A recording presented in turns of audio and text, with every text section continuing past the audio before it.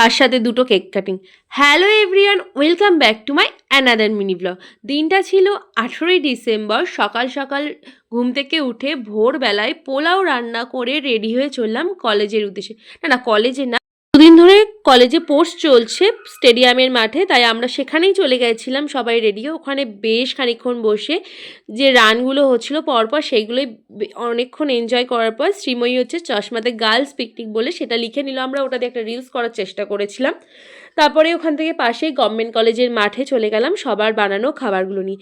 কেউ পোলাও, চিকেন পকোড়া, লুচি, চানা মশলা, মিষ্টি, cold drinks, chicken কষা, অনেক কিছু ছিল।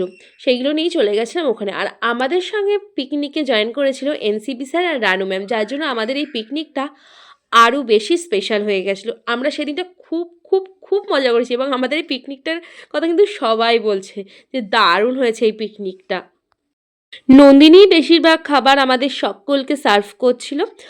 বেশ মজা করেছি আমরা সেদিন।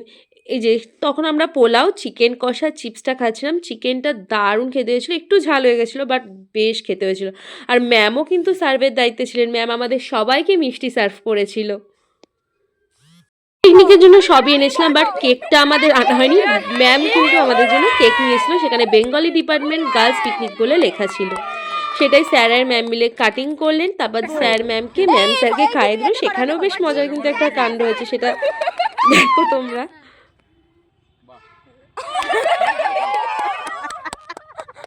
কেক খেয়ে ওখান থেকে আমরা আবার চলে গেলাম স্টেডিয়ামের মাঠে খেলা দেখতে। তখন প্রথমে হলো স্টুডেন্টদের মধ্যে মিউজিক্যাল চেয়ার, তারপর স্যার ম্যাডামদের মধ্যেও ছিল।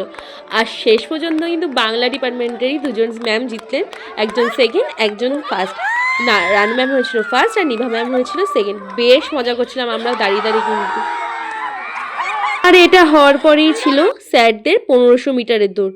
বেশ টাফ ছিল, অনেক স্যাররাই কিন্তু হাঁপিয়ে যাচ্ছিলেন, বাট দারুণ খেলাটা হয়েছে। আর এই শ্রীময়ীর বার্থডে সেলিব্রেশন, এটাও বেশ হঠাৎই কারণ প্ল্যান করা হয়। আমরা আজ করব কাল করবো করে করাই হচ্ছিল না কলেজের বন্ধুরা মিলে, তাই সেদিনই আমরা ঠিক করি যে ওর কেক কাটিংটা সেইখানেই করবো।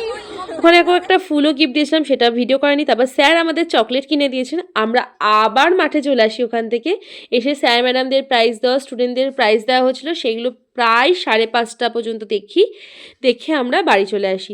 এই মিনি ব্লগটা এখানেই শেষ করছি। দেখা হবে অন্য একটা মিনি ব্লগে, ততক্ষণের জন্য টাটা।